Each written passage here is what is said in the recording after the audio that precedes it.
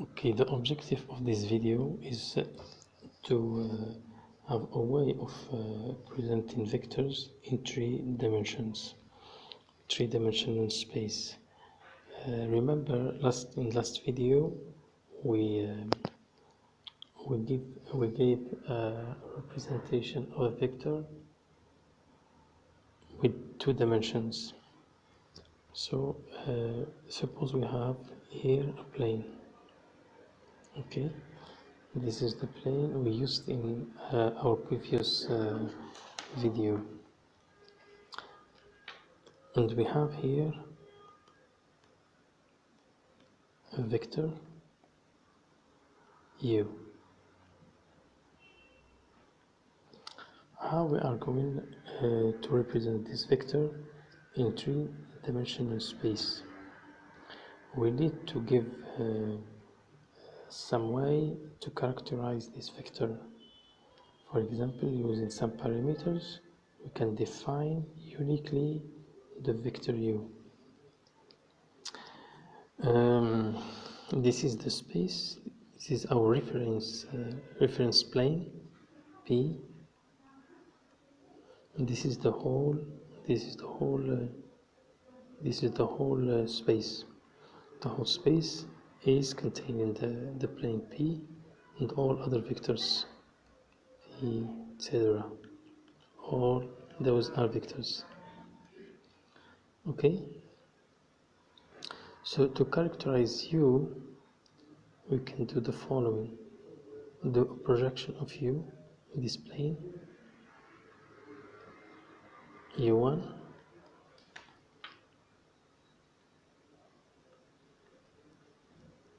and here we are going to have another vector U2. So we have U equal to U1 plus U2.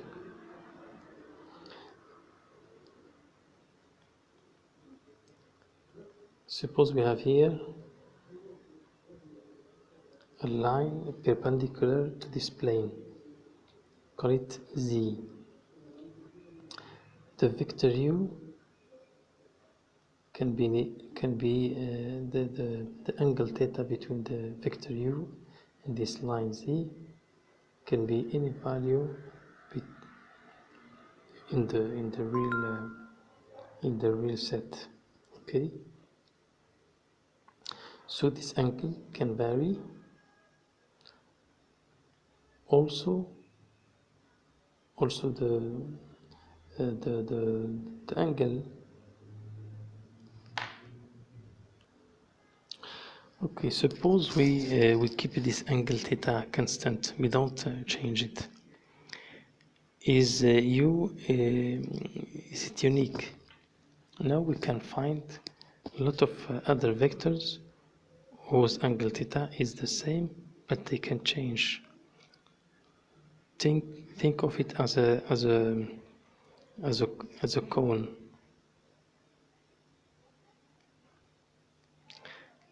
The cone have all vectors in the surface of the cone have the same theta, but the projection is varying.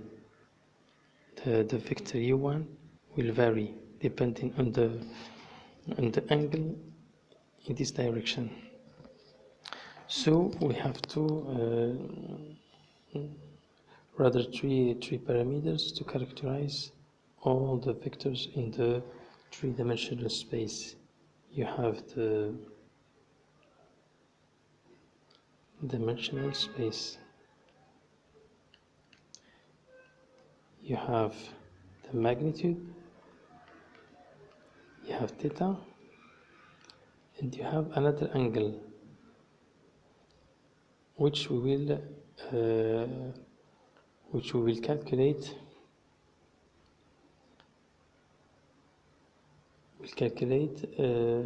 Taking a reference in this plane, for example this line. So this is alpha, this is another angle alpha.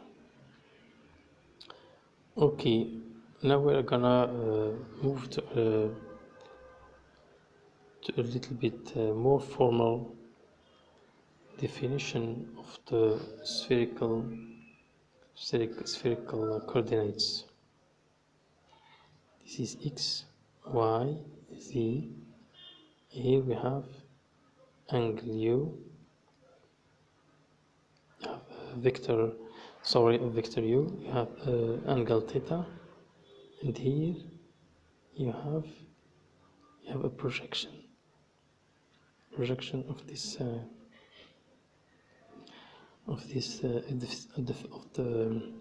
the end of the vector on this plane. Okay, so let's call this vector u1 and this vector u2. You can see that u is equal to u1 plus u2,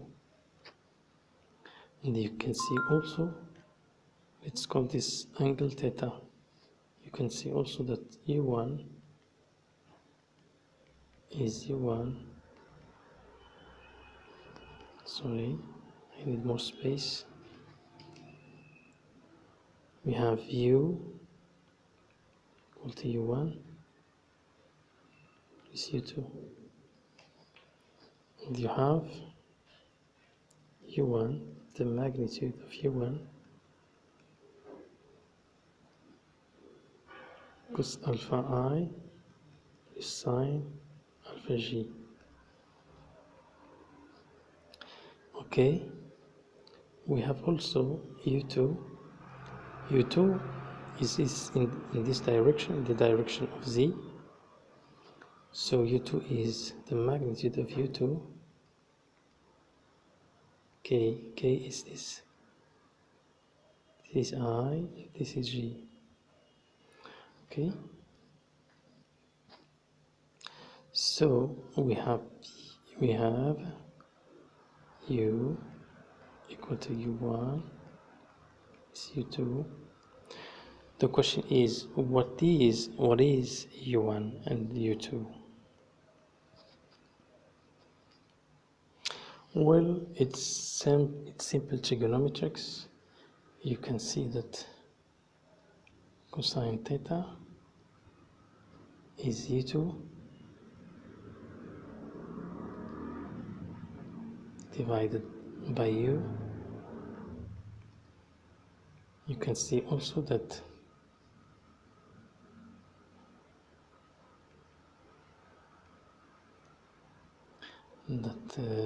sorry,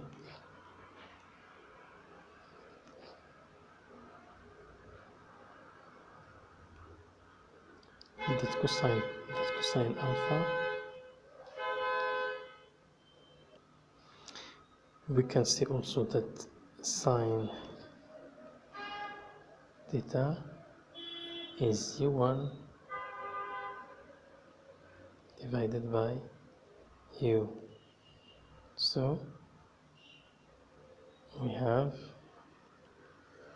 the following formula.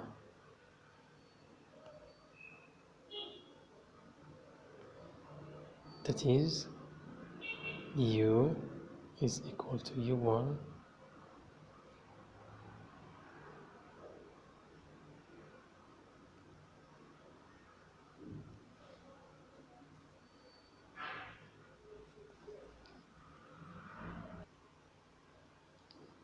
so we have the following result.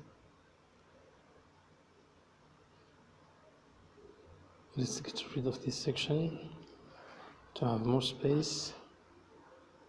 You have u is equal to u, magnitude of u, of the vector u, since sine theta cosine alpha I plus sine theta sine alpha g plus cosine theta k. Okay, this is our famous polar coordinates. Thank you very much.